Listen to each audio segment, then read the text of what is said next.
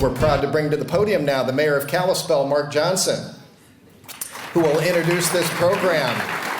And Mark, our congratulations to you and City Council and your team at City Hall. Some really, as we just covered right there, I think some things that the Kalispell Chamber is hugely supportive of that we think are going to be great for downtown and the business climate. So thanks for the great work you're doing on behalf of businesses here in Kalispell. Thanks, and Joe. Let's hear about what you have planned for us this afternoon. You forgot about one team, though, Joe. One team. Yeah, you forgot about one of the teams. Yeah? Okay. I'm an extremely happy person standing here today. One, I'm addressing you. But two, Duke is sitting at home and Gonzaga's going to the Sweet 16. Mr. Herron, that one was for you and me. It's interesting. I listened to the intro and your presentation on passion. And, you're exactly right. The people who serve our community, we have passion. Passion for Kalispell, passion for our friends, passion for our neighbors, passion to succeed in business. So as the mayor of Kalispell, I stand here and I'm proud to work for you. I'm the elected official that represents the whole city, and I have to set the ground rules for everybody so we're successful as a city. So as we look at this next presentation that Mr. Jentz is going to give us and Doug Russell is going to give us, I'd like to look back in history. Let's look back at some of the challenges that Kalispell's had. We go back 126 years ago, Kalispell was founded. We were a sideline city on the railroad. Rail is why we were here. Then we move forward. Rail becomes less intensive, less critical. It moves to Whitefish. Highways become the backbone of the city of Kalispell. US 93, US 2. So that's what brought Kalispell into life and where we're at. It's also the challenges that we face today. We now have a bypass on the west side of Kalispell that reroutes traffic. How will that impact downtown Kalispell? What opportunities does that present? We received a $10 million Tiger grant to move the rail lines that gave birth to the city, to move those to the west side into a rail park, to relocate businesses to that part of town. What opportunities does that give us? So we're sitting here at the precipice looking forward at the next 50 years. I know you're looking at the next 5 years out. Where'd you go? We're looking out the next 5 years. I think out the next 20 years and 50 years. And I'm excited to see where's Kalispell going to be in 50 years. I don't know if I'll ever live to see it, but that's the window I try to plan for. So with that, what I'd like to do is start looking at some of the challenges. What do we have to overcome as we move forward? And I'm not above saying, when I look at myself in the mirror and I look at the City Council of Kalispell, sometimes we are the challenge. And I remind the council of that. And we recognize that. So with that, what I'd like to do is introduce Doug Russell, who's going to come up and give the introduction to the program today, launching us into what do we do with downtown Kalispell? What are we going to see happen over the next 20 years? Where do we want to go? So with that, I'd like to introduce Doug Russell.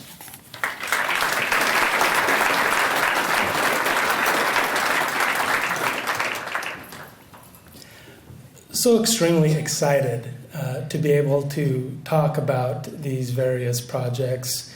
And actually, Tom Jentz, our Director of Planning, will be doing most of the talking on the specific projects. But we really are at a very unique place as it comes to a municipality. And you look at all the things that you're going to hear about today that you're currently aware of. These things are lifetimes in municipal management. And we are slowly becoming that case study that municipalities around the country are going to be looking at in terms of how did they do these things and how did that happen. And it's so hard to get these things done because you look at some of the same challenges that we have. They're not unique. They're some of the same things across the country. So while Tom's going to talk about some of the specifics, I'm going to talk about a different aspect of that, and that's the concept of community. And as I was planning this talk, I thought I was going to be pretty unique in terms of my direction with it. But then we started off with Joe Carbonari and his statements on really focused around community. Presentation from WGM hit a lot on community because it's the community that is really going to define where we are going and how we get there. There's a political researcher, former legislator, former staffer. His name's Marty Linsky. He's now writes leadership books. But he coined a term that is, we are all the co-creators of our current circumstances. And in effect, what he's getting to is whatever our state of being is, we all play a role in that. And it's that universal concept of community that helps us get to where we are going to go and where we need to be and how we're going to do that. And as we look at some of these projects, they've been a long time coming and over different obstacles and different challenges. Looking at the rail park alone, which we anticipate is now going to be put out for bid in mid-April, with hopefully a bid opening later this summer for a project that's been talked about for 30 years. But we're at that point because, as a community, we have created that set of circumstances of where we want to go into the future. And it takes that type of that concept and that authority within the community group itself to overcome some of these challenges. I know it's not a hidden circumstance of the challenge we faced in one of the rail park components of coming to an agreement on a relocation. But what was so unique about that is that everyone wanted to get to that end goal. There wasn't anyone I heard that wanted to throw their arms up and turn and walk away.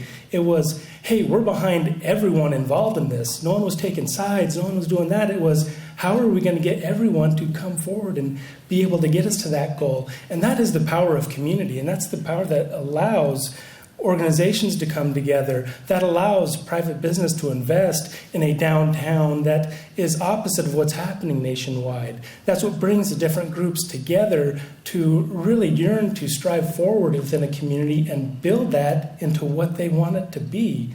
So with that, I am extremely excited to be part of this type of community that has really set that as its aspirational goal is we know we want to be better and we want to build and we're willing to put the work and be behind everyone as we do that. So with that, now we can get to hear about some of those projects that are happening and how they do all play together. And right before the meeting, one of the members of the media asked me about what I think the biggest project is, that is going to be presented today or is happening. And the reality of it is they are all so vitally important because they all play a piece in that set of circumstances that we are creating as a community. So with that, I'm pleased to introduce Tom Jentz, our Director of Planning, who is fundamental in a lot of this work and identifying different projects in terms of moving forward. And he can kind of shed a light on some of these different projects that are coming to fruition and kind of explain where we're going and where that vision is that we're all becoming part of. So with that, please introduce Tom Jentz.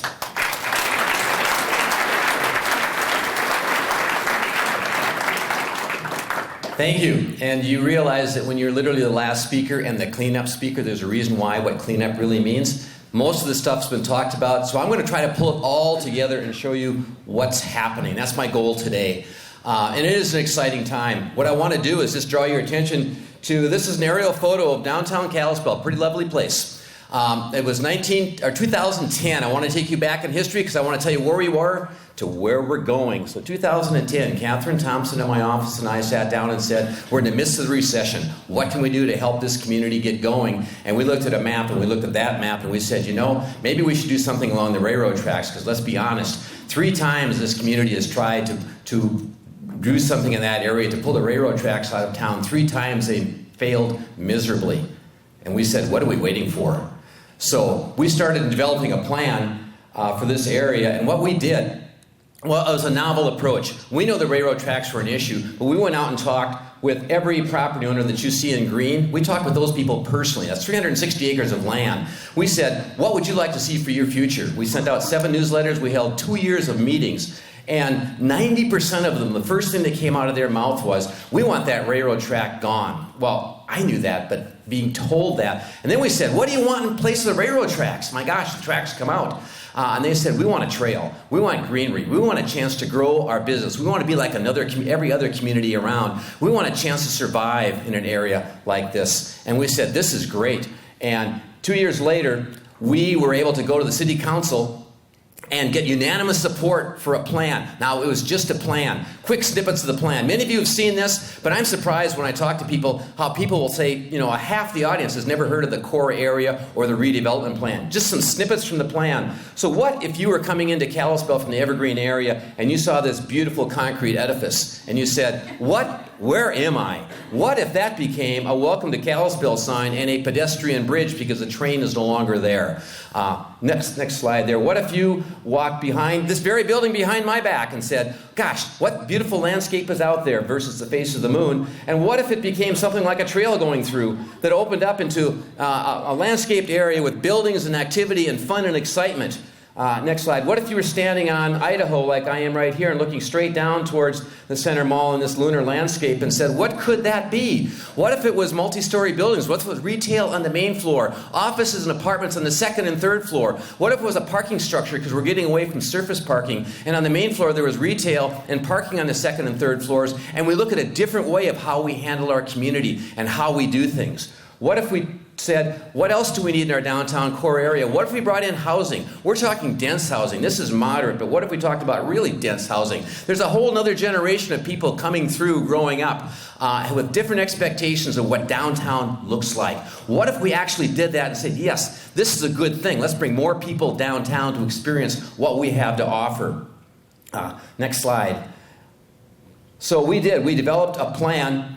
This is our plan. And it stayed as a plan. It didn't stay as a plan very long. Kim Morisaki, Catherine Thompson came together from FACITA, from our office, and chased after a Tiger Grant, a noble cause. Third try, 34 in the nation. We received $10 million. We parlayed that together with about a $33 million package. And that's what you're looking at right here. You're looking at the core area, which is this track and trail. But the key linchpin is right up here, the old McElroy and Wilkin gravel pit site. That site was an abandoned gravel pit. We had a plan for the downtown area, but you know what? The one thing we were missing, when you pull the railroad tracks out of town and you build a trail, what do you do with the train? And some people ask us, did you ever think of talking to BN? In reality, the dirty deed was done in 1904, as they talked about when Whitefish stole the railroad from us. And from that point, it was downhill ever since. So how do we make a success out of this? So, going in with FACITA actually purchased this site because you know what? They were looking at doing a rail park. What a marriage. We came together, working hand in hand with FACITA ever since. How can we develop a railroad park, industrial park, pull the tracks out of Kalispell, relocate Cenex and Northwest Drywall, make that a success, relocate them there, room for additional rail industrial development, another 56 acres beyond the 40 acres that FACITA owns for rail park development, and really create a first-class rail industrial park there, which, as Doug said, we are going out to bid in April. And when I say we, it's FACITA, it's the city of Kalispell. We're working together as a team. In April, we'll be going out to bid to actually begin development of that rail park. Now, if you've been out there, you've probably seen gravel moving. Another great relationship we have, the Flathead Valley Community College, their heavy industrial class, heavy equipment operators, they have been out there for months working at reshaping that site, moving gravel around. Believe it or not, that's a played-out gravel pit. There's about 150,000 cubic yards of gravel that has to be moved. So if anyone has any desire for extra gravel, Kim Morisaki is the person you need to talk to.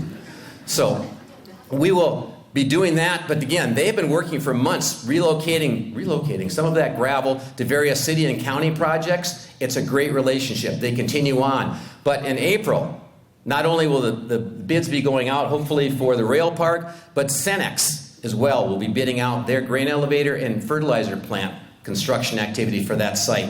June 30th, a date we're all waiting for. Our environmental documents should be completed.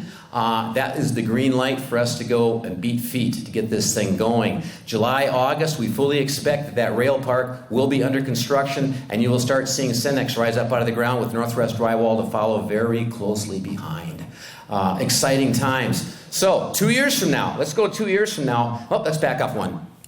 Let's go. 2 years from now, we will be talking about literally rolling up the tracks and putting down a trail. Now, where are we with that? We are in the process of working with BN. Yes, we do talk with BN. Great relationship. Every 2 weeks, there's a phone call that comes through our department. They have begun the abandonment process. That's a process that has to go all the way through the Federal Surface Transportation Board. They're in the midst of it right now, moving ahead with the go-aheads. Now, we're not going to pull the tracks out till Northwest Drywall and Cenex have left, but the moment they're gone, we're going to be in that position. Next summer, stay tuned. If you like to plan for a trail, look at the future of our community, we will be hiring a consulting team, and we will be looking at the design for what that trail will look like through Kalispell. Probably construction 2 to 3 years from now, but we're starting next summer with the actual design. And why are we building a trail through Kalispell? Because if you see anything color in this block of land, our original core area, those are lands that need to be developed or redeveloped. And if I'm looking right, I'm seeing the blue. The blue are pieces of property that have buildings on them right now that need to be repurposed. Don't you love that term, repurposed? But they need to be repurposed into something. If the yellow, those are vacant lands that need to be developed. And if it's red, those are 3 Cenex sites that Faceta will be acquiring from Cenex. We will work with them to level and clear those sites, clean them up, and get them ready for redevelopment. And your mind starts going, what could happen on all that property? What if I told you that the library was looking for a new location? And maybe a fertilizer plant in a place near you might be an ideal location. Can you visualize a library on the trail next to Woodland Park? What a place. Main floor library, maybe second floor administration and community rooms, maybe even a third floor. But I dream. But this could be real right there. If you look at this piece of property right here, the Cenex Farm Store, yes, that will not be a Cenex Farm Store in a couple of years. But it could be something else. And if I'm looking at this major piece of expanse out behind the center mall, who knows who might come into the ownership of that property? I'm looking at the piece of grain elevators over here. And I just want to let you sit just for a moment, stop and think. When you think of Seattle, what do you think? You see this little structure with a little space needle on top. But when I see the grain elevators, you know what I see? I see a brew pub down here. I see this 6-pack of concrete, and I see maybe a restaurant on top of a 160-foot structure. Now, I'm going to tell you that right now. There's 2 types of people in this world. There's the quick and the hungry. Someone is going to run out and do that. The rest of you are going to say, gosh, where did I hear that before? So think about it, coming to a place near you. But this opens up, this trail coming in with potential for some street crossings opens up 40 acres of land for development, redevelopment. Significant change in our community, significant opportunity. That's why we're doing all this. You pull out together and you go, wow. So next picture. So how are we going to do this? Joe's talking about our B3 zone. What is the city doing? Hopefully we're standing back and letting the private community do it. But one of the things we've done is come up with a different development, or different zoning designation for that area, an encouragement for redevelopment. And we started with where? One of the epicenters, Moose's. And we rezoned the Moose's area. The next slide. We expanded it from Main over to 3rd by Smith's. And we went all the way over to Rig Ford with this zoning classification just in the last 5 months. And now we're going all the way on the other side of the center mall. It's called our B3 core area zone. If anything you know about zoning, it's regulations. But how can this be a positive regulation? Next slide. We are doing some neat things with that zoning classification. We are eliminating setbacks. You can build lot line to lot line if you want to. In a sense, your lot just got bigger down there. We are eliminating height restrictions. Oh, come back. We're eliminating height restrictions. So you can build as tall as you want. We are not concerned about height. Neither is the fire truck, fire department. They have ladders now that go over 35 feet. No, actually, they build buildings better. You don't need to go up with a ladder. But we're talking about that. We're talking about cutting the parking requirements in half. You need parking, you provide parking. We're not in a position to tell you how much parking you have to have. Multifamily housing. We would love to have housing down there. Today, you go through a hearing process, planning board, city council, who knows what's going to happen. We're saying, let's just make it a permitted use. So if you want to build multifamily down there, if you want to put multifamily on top of your retail or office buildings, let's go for it. Those are the things we want to encourage down in that area. So those are what we're trying to do to help the private community develop, redevelop down there. Okay, next slide. So we've talked a lot about the core area. You know, the biggest pushback we get on all the talk about the core area, what about the downtown? You guys are just forgetting about the downtown, and we're saying, no, not true. So here you see we have developed what we call our downtown planning area, kind of a catchy name. But courthouse is the south, going all the way up to center, 2 blocks on either side of Main Street. Next slide. What we did is we approached it somewhat like the last project. Everybody in green there are people we sat down and talked to one-on-one and talked to them. What do you want to see? You've bought, built, invested. Your future is tied to this area. What do you want to see happen? It's a novel thought, asking the people. And they came back. 90% again said, we want something done with our main street. Next slide. Yes. Modern technology. There we are. This is our main street today. Isn't it a lovely place? And what are the issues with Main Street? You know, if you drive down Main Street, it's just downright frustrating, isn't it? You just can't make a left turn when you want to. You see, oop, I missed it, and I don't know how ever to get back there. They said, we need to have a left street. We need to do something about the sheer volume of traffic. Next slide. And you know, the interesting thing about this slide, I've seen it before, but see that? That looks like death waiting to happen, doesn't it? Trust me, no one was harmed in the filming of this, but that just looks bad. But downtown is not walkable. You cannot get from one side of the street to the other without taking your life in your hands or someone else's hands. It's also not business ready. I can talk about that in a few minutes if you'd like, but we have a problem with our Main Street. You know, people talk about parking. Main Street right now is much more of a serious problem, and it's hanging in the crucible right now, even as we talk. Next slide.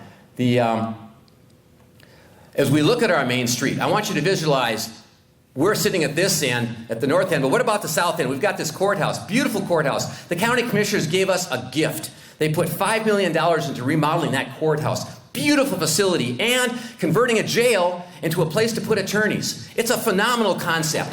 So $5 million, that's the entranceway when you come into Kalispell. But what did that courthouse used to represent? That was our entranceway into Kalispell, and this is what's going on right now. Next slide there. Joe said we always need to have a call to action when you have a meeting like this. How can this community get involved? That courthouse couplet, that's just not a fun little term we talk about. That is a reality that we feel is really hooked very closely to the future of our downtown. MDT in 1991, history. 1991, I was there. We did an environmental impact statement that said if we redevelop Highway 93 from Summers to Whitefish and make it a 4-lane, 25 years ago, that document was adopted in 1991. From Summers to Whitefish shall be a 4-lane highway. Kalispell said, wait, time out. We need to have a bypass along the west side. Yeah, well, you thought the bypass, some of you thought the bypass was current history. So we actually got funding. We got that bypass built around the west side. But the lingering issue for MDT was they still had this document that said from Summers to Whitefish, 4-lane. So MDT started dusting off their books and said, you know, this is the last piece of highway that's not 4-lane. Did you know that? It needs to be 4-lane. So they came in with a project, and we said, wait a minute. So they came up with some designs, some studies, and what we're looking at right now is that courthouse couplet, beautiful round couplet. I'm going to show you another picture of it in a minute. But they said, you know, we need to look at 4-laning that. And we said, no, 2-lane. They said 4-lane. We said 2-lane. We love MDT, but oh my goodness. So the design you see is when they talk about 4-lane, we're not talking about 4-lane. We're talking about 4-lane. Faster, quicker, better, more. Because the environmental impact statement says the major reason for taking that, doing any work in the courthouse couplet, faster, bigger, more, and quicker, and they want to design it for traffic volumes. So as I leave this, we're going to keep here for a second, but whether you put 2 lanes on one side and 2 lanes on the other, whether you put 4 lanes on one side, it is going to be straightened out and speeded up. This design will give our downtown the ability not to handle 16,000 vehicles today that we have. This design will give the downtown the ability to handle 30,000 vehicles a day in 20 years. 30,000 is more than 50% of what we have out there. We consider that not a good idea. MDT is trapped, though. They'll admit they're trapped. Even though I'm going to show you a few slides on why this doesn't make sense, their struggle is they've got an environmental document that says 4-lane. So let's reflect on the fact of what it used to be out there and worked just fine. I'm not sure if some of you remember the courthouse 1950s. Now, I was not here, but from 6th to 8th, there was a landscape boulevard out there. This is the Doughboy that's still out in front of the Columbia Falls Veterans Home. There used to be a cannon. Somebody's actually acknowledged that they fired that cannon off one night. I don't know if they're on the council or not, but it was a confession. Streetlights, trees, landscape boulevard. This is what the entrance to Kalispell used to be. Next slide. So as we go through our planning process and talk to the downtown community, we said, what could a vision be? Is this the Highway 93 or is it a main street? This battle is being fought and fought is a literal term of art, all over this nation. Is it a highway? MDT will say, it's a highway.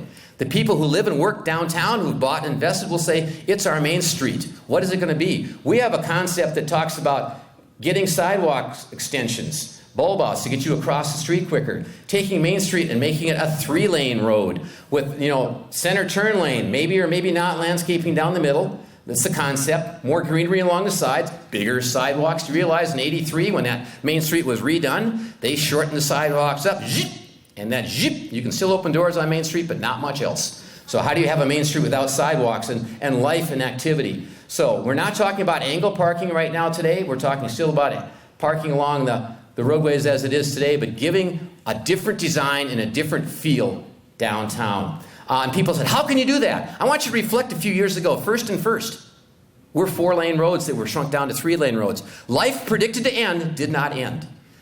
And how can we make this successful? Let's go to the next slide. We have just spent $135 million in doing a bypass from here all the way up to here. LHC, phenomenal program. October seems like a lifetime ago, doesn't it? When the north half at $33 million was opened up. Got to check my time here. I'm in trouble. But that was designed to carry traffic to de-water the downtown and make the downtown livable. We acknowledge we have some traffic issues. Next slide. But the courthouse is still the precipice. Is that the plug that needs to allow more traffic to come through downtown? Or did we really invest in this to handle traffic? Next slide. West Reserve is getting hit pretty hard right now. There needs to be some improvements up there. This year, next slide, I want to take you up to Rose Crossing. The Claridges, who own LHC, are in the process of putting Rose Crossing through from 93 over to Whitefish Stage. It's going to be an urban city road through there. And if one thing LHC can do, they can build roads. So, next slide. So, the city of Kalispell, we're sitting here saying, what should our next major transportation project be? And we're saying it should be Willow Glen coming up through here. Not a major bypass, but maybe a 3-lane road that comes up by Shopko and Snappy. Is not a new idea, but an idea that was always part of the package. It just never got built. And what you have there is you have a road system on the east side of town, the road system on the west side of town, a road system going through town. Many ways to move traffic. Willow Glen itself will significantly impact and improve West Reserve. And suddenly we have a transportation system that is moving people all the way around. Totally possible in the next 10 years. And what does that do? That road, if it goes in, actually will keep transportation or traffic through the middle of Main Street below what it is now 10 and 20 years from now. So we have an option before us. MDT designs in 20-year increments. Gotta love them. They do it well. A project has to last 20 years. So if that, back up.